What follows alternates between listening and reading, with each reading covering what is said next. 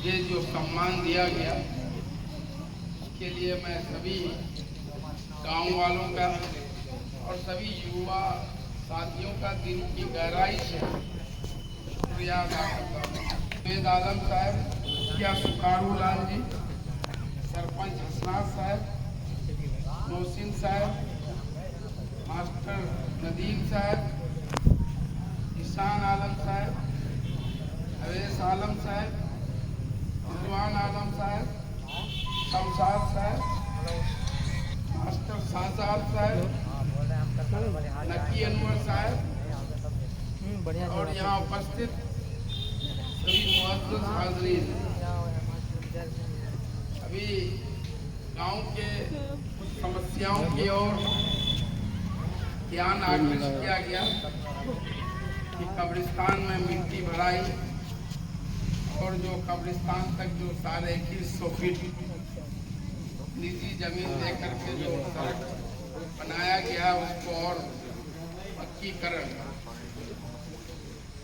तो कब्रिस्तान में मिट्टी भराई के लिए अभी जो हमारे यहाँ योजना चल रहा है मनरेगा योजना, मनरेगा योजना से हम लोग अपने गाँव जो है खैरी की कब्रिस्तान में भी ये समस्या थी। बरसात के दिनों में ऐसा भी हुआ जो इतना पानी भर गया है कि दूसरे जगह कब्रिस्तान में ऊंची जगह वहाँ लाश को दफन करने के लिए ले जाया गया। लेकिन मनरेगा से अब मिट्टी भराई का काम हो गया तो अब कहीं दूसरी जगह जाने की जरूरत नहीं। मट्टी के लिए ही मनरेगा का स्कीम है। मुखिया सुखारू लाल साहब यहाँ बैठे हैं और अभी बरसात का वक्त, अभी तो मट्टी का काम मनरेगा योजना से बंद है और अक्टूबर में जब खुलेगा आप उसको योजना में डालिए और हमारी स्वीकृति के लिए तो आपका ब्लॉक पीओ है या डीडीसी, यही दो जिला में डीडीसी है, ब्लॉक में पीओ साहब, तो हमारी जहाँ ज़रूरत होगी हमसे जो मदद होगा हम लोग ठीक है उसको पास करवाएंगे और पट्टीकरण। और दूसरा सड़क के लिए तो भाई कोई फंड से ही बनता है। इसको मैं कुछ हो नहीं, मैं ना एमएलए हो, न एमपी हो, न मुखिया हो, सबको फंड होता है। आपने जब रखा तो हम बात मुखिया जी है प्रमुख निहाल साहब को भी बोले थे तो दिल्ली उड़ी में उनसे भी बात करेंगे और आगे भी बात करेंगे कि ये सड़क निश्चित रूप से बनना चाहिए जो कब्रिस्तान तक जाती है। उसके लिए भी हम बिल्कुल पूरी ईमानदारी के साथ कोशिश करेंगे। आगू भी लोगों ने अभी बहुत सारे लोग नकी अनवर साहब, मनाजिर साहब, उबैद साहब और जितने साथियों ने उबैद साहब अपनी बातों को रखा और सबने जिन बातों का जिक्र किया मेरे शान में, मैं आप सबका शुक्रगुजार हूँ। मैं राजनीति में आने से पहले एक टीचर था, आप जानते हैं, और मेरा कोई राजनीति से मेरे घर में कोई एक खास सदस्य भी नहीं, सब लेकिन पढ़े लिखे शिक्षित हैं, बड़े से बड़े नौकरी में। मैं भी टीचर की नौकरी में था। 1994 में बीपीएससी से जब टीचर की बहाली हुई थी उसमें जो है सेलेक्ट हुआ और फिर 2010 में जो है 20 सितंबर को जो हम नौकरी से रिजाइन एक्टिव पॉलिटिक्स था। और जब मैं पटना यूनिवर्सिटी में साइंस कॉलेज में से आईएससी किया, फिर पटना कॉलेज, उस वक्त तक मुझे राजनीति का ABCD भी न मैंने कभी ख्वाब देखा था। मेरे माँ बाप ने ये ख्वाब देखा था कि जो है मेरा बेटा पढ़ लिख करके, उस वक्त पूर्णिया जिला था, कोसी प्रमंडल में मैट्रिक में मेरा पहला स्थान था पूर्णिया प्रमंडल में, और कोसी प्रमंडल में भी पहला स्थान, ठीक है। और बिहार में 10वां स्थान। उस बिना पर साइंस कॉलेज जो उस वक्त बिहार का सबसे अच्छा कॉलेज माना जाता था, एडमिशन लिया। उसके बाद क्या हुआ कि उस वक्त सुलेमान साहब, सलामुद्दीन बागी साहब, मुन्ना मुश्ताक मंत्री थे। और कोठिया में आप लोग जो बुजुर्ग साथी हैं याद होगा कि बाढ़ के जो शिविर में राहत सामग्री रिलीफ बांटने के लिए हंगामा हुआ। डीएम नवीन वर्मा थे, उन्होंने गोली चलवा आदेश दे दिया, उसमें कई लोग हमारे शहीद हो गए।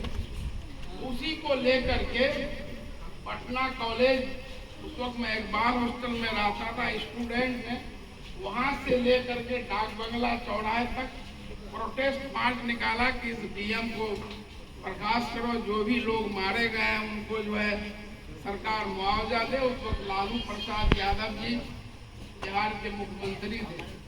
फिर वहां से कुछ लोगों को, हम लोगों को प्रशासन के लोग उठा के ले गए, वहां बात हुई और हम लोगों के बातों को मानने का आश्वासन दिया। वहीं से थोड़ा थोड़ा राजनीतिक नीति के तरफ झुकाव हुआ। वहां जब मैं देखा, पहले सोच रहे थे कि IAS IPS ही सब कुछ है, ठीक है, निश्चित रूप से है। लेकिन वहां जब हम लोग गए लालू जी के पास, बड़े बड़े अफसर, DM SP सब आगे पीछे नाच रहे हैं, यस सर नो सर से कर रहे हैं। अब दिमाग में आया भाई ये तो डेमोक्रेसी है। डेमोक्रेसी में परिभाषा आप जानते हैं कि इब्राहिम लिंकन का सबसे अच्छा परिभाषा क्या दिया जाता है डेमोक्रेसी का? प्रजातंत्र, जमहूरियत। Democracy is a government of the people, for the people and by the people. जनता की हुकूमत, जनता द्वारा, जनता के लिए। और वहीं उसके बरक्स जो मशहूर इनकलाबी शायर अल्लामा इकबाल साहब है, वो जमहूरियत के बारे में क्या कहते हैं? जमहूरियत वो तर्ज हुकूमत है जिसमें बंदों को गिना करते हैं, तौला नहीं करते। यहाँ गिनती होती है, ये नहीं देखा जाता कि ये बहुत PhD होल्डर है क्या, बराबर। उसके बाद दूसरी घटना क्या हुई, मौलाना असरारुल हक कासमी साहब 1989 में 1985 बाई इलेक्शन में कांग्रेस से वो MP का चुनाव लड़े थे। उस वक्त इतना सियासी सूझबूझ नहीं था। फिर 89 में यहाँ से MJ अकबर को टिकट दिया गया। पटना में हम लोग लड़के लोग मीटिंग किए और फिर जो है सब लोग, हम लोग मौलाना असरार साहब दिल्ली से पूर्णिया, उस वक्त जिला था, वहीं MP का तो नॉमिनेशन में हम लोग, घर वालों को पता भी नहीं, हम लोग पूरा कैपिटल एक्सप्रेस से पूर्णिया, कटिहार आए, वहाँ से पूर्णिया, और फिर जो है उनके नॉमिनेशन में शामिल हुए। फिर इलेक्शन में उस वक्त हम लोग लड़के लोग, उस वक्त जीप बहुत बड़ी चीज, एक जीप चंदा करके हम लोग चलाते थे, समझ गए? तो वहाँ से पॉलिटिक्स में डायरेक्ट लगा हुआ। और फिर मौलाना असरार साहब के साथ बहुत दिन तक हर चुनाव में रहे। फिर मरहूम तस्लीमुद्दीन साहब के साथ, और उन्हीं की सरपरस्ती में नौकरी छोड़ा। 2010 चुनाव लड़े, हारे, फिर जीते, फिर जीते, फिर हारे। तो मैं राजनीति में एक मेरा प्रिंसिपल है, अब 2010 से आप कभी भी चेक कर लीजिए, मैं चुनाव हारा हूँ, जीता हूँ, वो मतलब नहीं। मैं हमेशा जनता के लिए अवेलेबल हूँ, जनता के लिए अपने आप को। जब हम लोग थे पटना में पढ़ते थे तो फिर आजाद साहब लोग डरते थे उनसे बात करने के लिए, समझ गए कि डांट देंगे, बहुत रौब वाले हैं, किसी विधायक से आप नहीं जा सकते। तो मैंने राजनीति में आने के बाद पहला काम किया कि जनता और जो हमारे जनप्रतिनिधि के बीच पहले MP जो दूरी बना के तो उसको हमने खत्म करने का। मेरे पास किसी की कोई पैरवी की जरूरत नहीं, आम आदमी भी फोन से बात कर सकता है और मैं ईमानदारी से हर काम में कर नहीं सकता हूँ। जहाँ तक होता है कोशिश करता हूँ कोई भी आप मिल सकते हैं, उसके लिए ये नहीं है कि मेरा कोई पीए है। जब मैं एमएलए था उस वक्त भी मैं डायरेक्ट फोन नहीं उठा पाया हूँ। आपका अगर मिस कॉल भी है तो मैं रिटर्न बैक करता हूँ। तो हमेशा मैंने काम को इबादत समझा और इसी थ्योरी पर काम करता हूँ। आप जैसे साथी समझ गए, तो ये हमारी कोशिश रहती है। मैं अपने दिल की बात बताऊं, राजनीति अलग चीज है। राजनीति जितना मैं काम कर लेता हूं, यही बात अगर मैं राजनीति में नहीं रहता तो, और जो लोग राजनीति में सब पक्ष विपक्ष विरोधी होते हैं, आपकी बात सब कोई मान नहीं सकते। हम उसकी बिल्कुल ये नहीं। जब आप देखें, हम जो है जब हम एमएलए थे, 370 का मामला है जो जम्मू कश्मीर से खत्म किया गया, आप देखे होंगे, उसके लिए भी मैं रोड पे था। ट्रिपल तलाक का मामला था, उसके लिए भी मैं रोड पर था। सीएए का मामला है, जब आया, जबकि हम जिस पार्टी में थे उन्होंने राज्यसभा में उसको वोट किया था, तो सब सही बात है।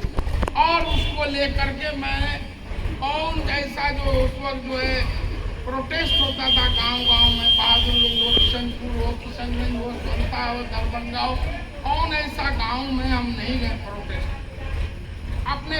उसके बाद फिर उस वक्त मरहूम मौलाना वली रहमानी साहब रहमतुल्लाह अलैह, उनसे बात के मेरा इंटरव्यू आया था कि इसके लिए मुझे अगर पार्टी छोड़ना, एमएलए रिजाइन भी करना पड़ेगा, तो फिर हमको बुला के इमारत शरिया में समझाए।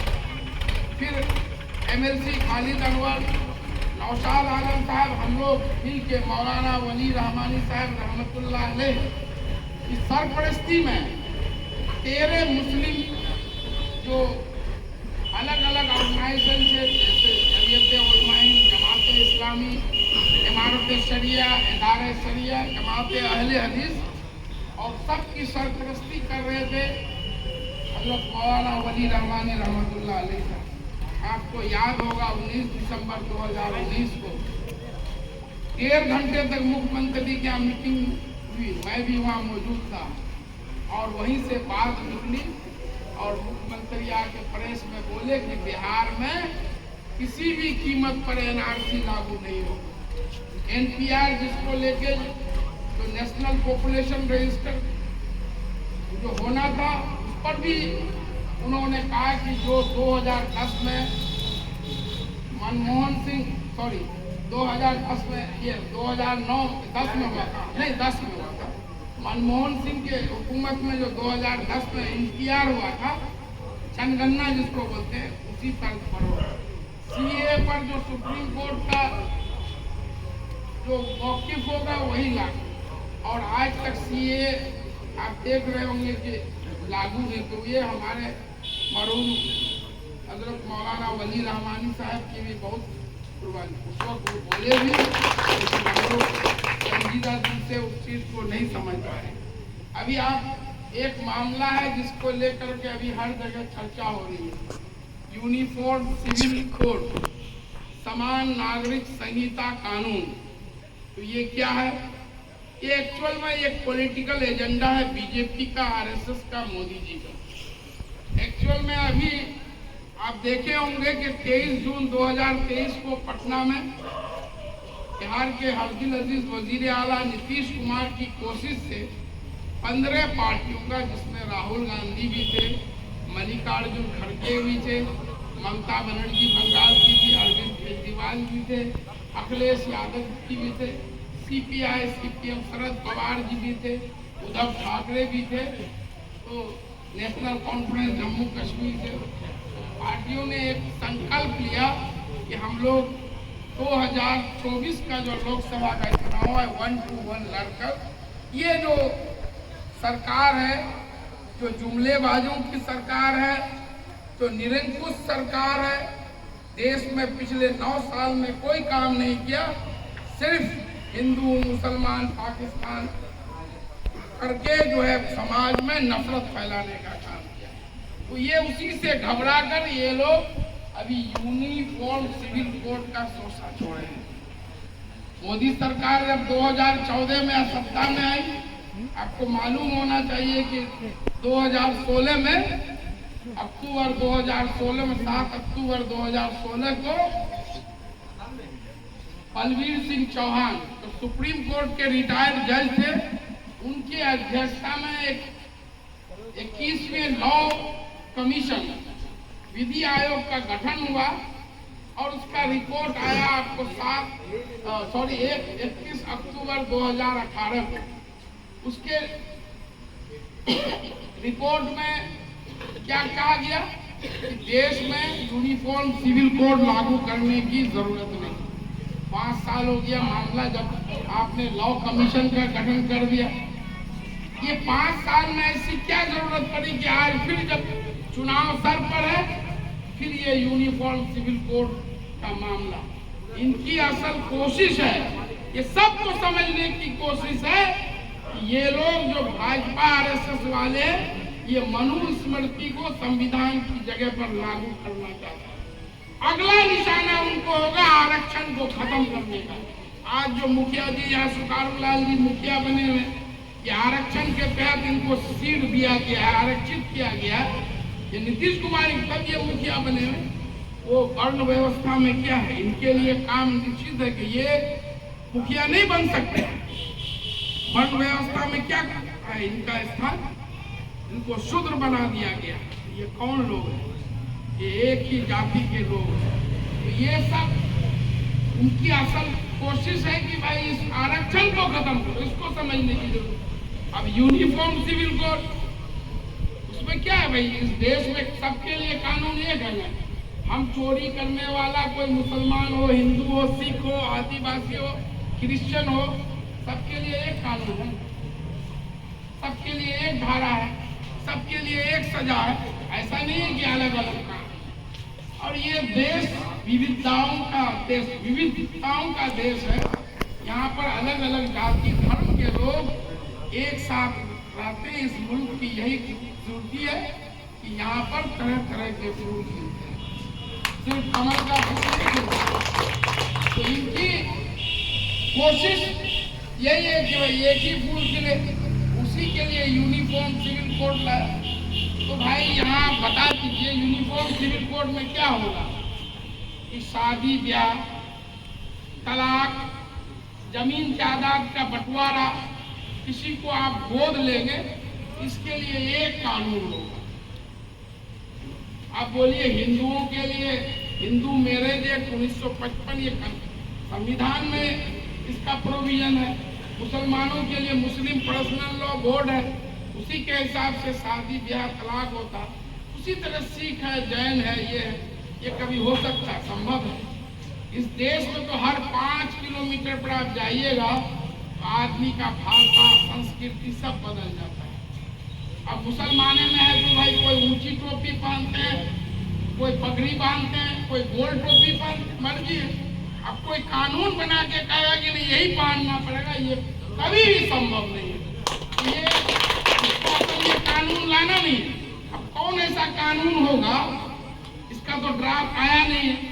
अभी क्या हुआ है कि 22 में विधि आयोग law commission 22nd law commission का गठन हुआ, जिसके चेयरमैन बनाए गए कर्नाटक हाई कोर्ट के retired chief justice Rituraj Awasthi ji. इनमें टाइम दिया गया है 14 जून से 14 जुलाई तक। पब्लिक से, कोई भी संगठन से या ग्रुप से ये मांगा गया है कि यूनिफॉर्म सिविल कोड लाना चाहते थे, इस पर आपकी क्या राय है? तो सारे लोग, जितने भी संस्थान है, जमात उलमा हिंद हो, all India Muslim personal law board हो, इमारत शरिया, इदारे शरिया और बहुत सारे वो इस मामले में काम कर रहे हैं। तो अभी करना ये है कि 14 जुलाई तक आप सभी लोग, हर जगह वेबसाइट में दिया हुआ है, ठीक है, जा करके अपना अपना फॉर्म आप भर दें। और ये लोग क्या कोशिश कर रहे हैं कि भाई अभी से हिंदू मुसलमान हो जाए, मुसलमान जो है रोड पर आ जाए तो मेरा काम बन जाएगा। और ये लड़ाई पॉलिटिकल है तो हमको पॉलिटिकली लड़ना पड़ेगा। उनका काम है कि उसको 80-20 करना, जैसे यूपी में किया। हम लोगों को बहुत ही अक्लमंदी से काम लेना। अभी तो कोई ड्राफ्ट आया नहीं, लॉ कमीशन ने मांगा 14 जुलाई तक वक्त है। जब ड्राफ्ट आएगा कि भाई आप शादी का एक कानून क्यों लाते हैं, क्या इस देश में सभी लोग निकाह करके शादी करेंगे, या 7 फेरे लेकर के शादी करेंगे, या फिर चर्च में जाकर के शादी करेंगे? हमारे जो आदिवासी भाई हैं उसके यहाँ देखते हैं शादी ब्याह हर चीज का रस्म अलग अलग। तो ये कभी भी पॉसिबल भी नहीं, कोई भी सरकार कानून बना के चाहता है कि एक कानून पर शादी हो, ब्याह हो, तलाक हो, जगह जमीन संपत्ति का बंटवारा हो। इनको मेन है एक कम्युनिटी को उकसाना है। अभी आप देखें मोदी जी 3 दिन पहले क्या बोल गए, बोले हम तो यूनिफॉर्म सिविल कोड लाना चाहते हैं। क्या आप भी सोचिए कि बोले एक परिवार में यही तो जुमला था कि 2 कानून कैसे 2 भाइयों में चले। तो यहाँ पर कौन ऐसा परिवार है जहाँ 2 भाई है तो अलग अलग कानून है? तो विपक्ष के लोग जो है माइनॉरिटीज को उकसा रहे हैं। विपक्ष के लोग माइनॉरिटीज को उकसा नहीं रहे हैं, मोदी जी और उनकी टीम उकसा रहे हैं। टारगेट कर रहे हैं कि तुम रोड में आओ, हमको गाली दो, तब मेरा काम बन जाएगा। क्योंकि पिछले 9 साल खत्म हो गया, 10वां साल है। रोजगार पर आप कुछ काम किए, 2 करोड़ रोजगार देने का वादा किए। 9 साल में 18 करोड़ 9 लाख भी रोजगार नहीं दे पाए। काला धन विदेश से लाने का वादा किए, लोगों से वादा किए कि सबके खाते में 15 से 20 लाख, फूटी कौड़ी नहीं आया। काला धन वापस क्या आएगा? देश का सफेद धन इनके दोस्त जो चाहे नीरव मोदी हो, मेहुल चौकसी हो, विजय माल्या जैसे सैकड़ों लोग लाखों करोड़ लेकर देश का ऐश कर रहे हैं। हमारे 56 इंच वाले मुंह ताक रहे हैं।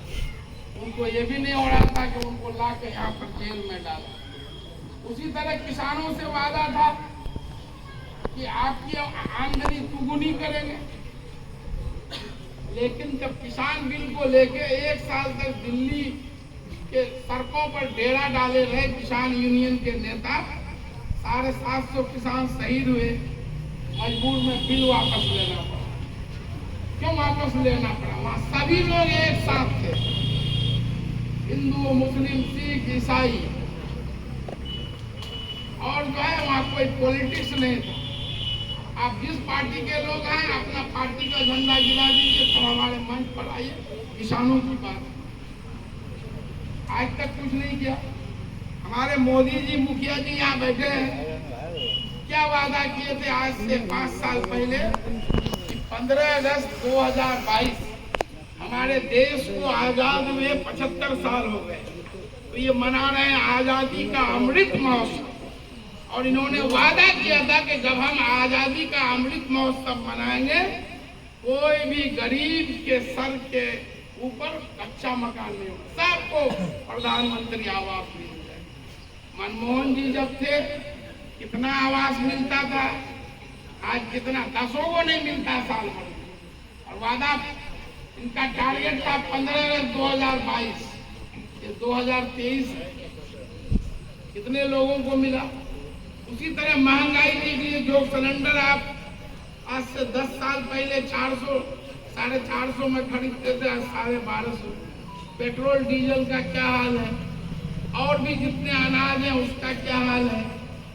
जो रुपया का वैल्यू है उस वक्त 68 रुपये था जब मनमोहन की सरकार थी, उस वक्त रात दिन उसको गाली देते थे मोदी जी और उनकी पूरी टीम। स्मृति ईरानी सिलेंडर लेकर के रोड में घूमती थी, आप लोग देखे होंगे। आज रुपया का वैल्यू कहाँ चला, गिर गया, 80 से और ऊपर चला गया। $1 के मुकाबले में अभी जो है 82-83 रुपये चल रहा है। इन्होंने तो काम कुछ किया नहीं, सिर्फ जुमलेबाजी की, हिंदू मुसलमान किए। जो है अभी कर्नाटक में चुनाव हुआ, क्या हुआ? ये प्रधानमंत्री को शोभा देता है?